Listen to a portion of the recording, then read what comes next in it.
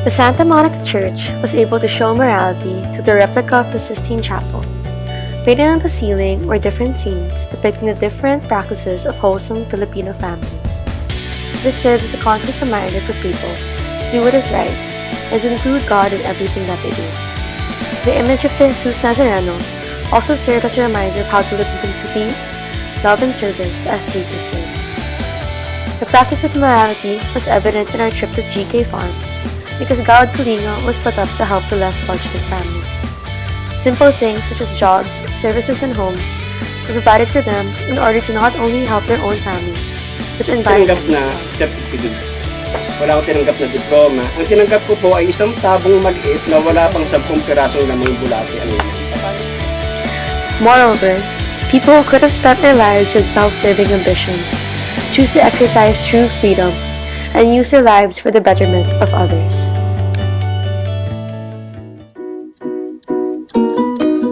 The Santa Monica Church was founded around 400 years ago by Augustinian priests, making it one of the oldest churches in the Philippines. Since 1898, diocesan priests have since taken over. Designed in Baroque style, the Santa Monica Church is exceedingly elaborate with intricate details carved in the interior. The ceiling is also a replica of the Sistine Chapel, which was painted during the Renaissance era.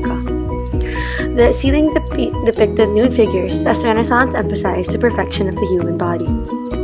Manors are self-sustaining, much like the GK Enchanted Farm. With the GK Enchanted Farm, there are fields divided into rows for agricultural purposes, which supply food for the farm. Animals are also highly valued. However, in the GK Enchanted Farm, animals are kept separate from the living areas. Just like the manor, people have different productive tasks which contribute to the community. The GK Enchanted Farm generates all its needs, except one major difference between the GK Enchanted Farm and the historical manor is that the wealth or goods generated in the farm do not go to a single person. Instead, the wealth is returned to the people. Sa mga taga-Puritan village at saka pa yung labista, yung mga nanggaling Purita bumibili. Yung kapitbahay nila na naiinggit dun sa naging ng halaman nila, nagpapabili na rin.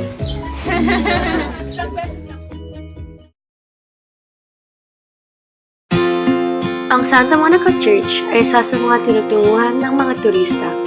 Itong lugar na ito ay pinagmamalaki ng bayan ng Angat, Bulacan, sapagkat ito ay isa sa mga matandang simbahan sa kanilang bayan. Makikita din sa Santa Monica Church ang iba't ibang eksena na nagpapakita kung gaano makadiyos ang kulturang Pilipino. Sa GK Enchanted Farm, nakita namin ang iba't ibang kulturang Pilipino, tulad ng mga hayop na kanilang inaalagaan at ang mga gulay na kanilang tinatanim. Ang kanilang pamaraan ng pamumuhay ay ang kanilang mga trabaho tulad ng pagsasaka at pag-alagat ng mga hayop. Ito ay nagpapakita na sila ay masipag at matyaga upang maidalos ang kahirapan ng kanilang pamilya. Ang pinaka-importanting aspekto ng kulturang Filipino na nakita namin ay ang konsepto ng bayanihan.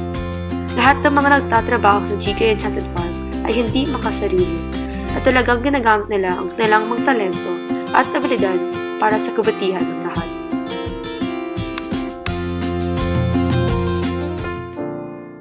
This is Pierre. Pierre needs 647,500 pesos to expand his duck burger business. If Pierre earns 90,000 pesos a month and pays each of his employees 1,500 pesos a month with 5 employees, how many months will it take for Pierre to expand his business?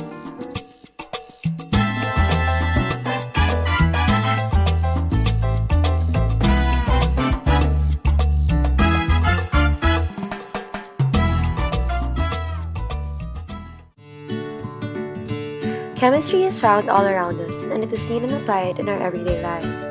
During our trip to the GK farm, chemistry was evident in the preparation of our food, specifically physical and chemical changes. The preparation of the fruit drinks served because of putting various fruits in a blender and blending is classified as a physical change. The employees also use gloves and observe proper science procedures while preparing the food.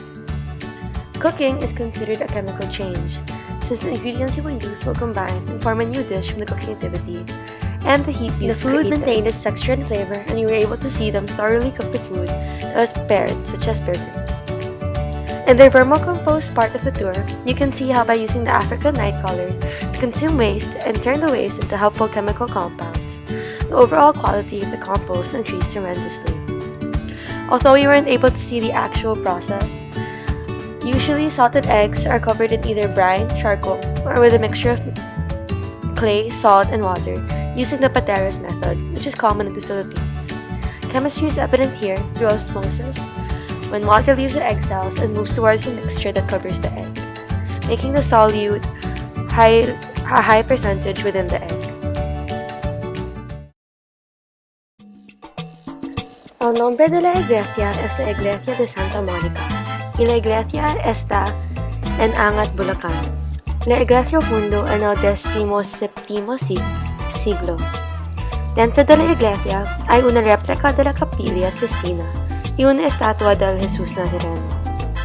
Tiene arquitectura barroca y un altar elaborado. GK Enchanted Farm aloja 50 familias y 25 interns de Europa. Cada familia hay una casa, pero los internos permanecen en dormitorios.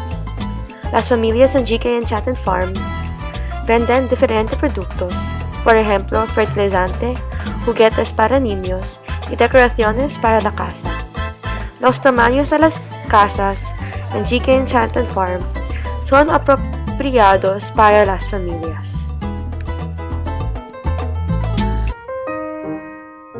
After the GK Enchanted Farm, we are greeted by ebullient staffers who truly seemed happy to see us. One of the staffers talked about how he wanted to extirpate poverty and decided to take up a course in international relations.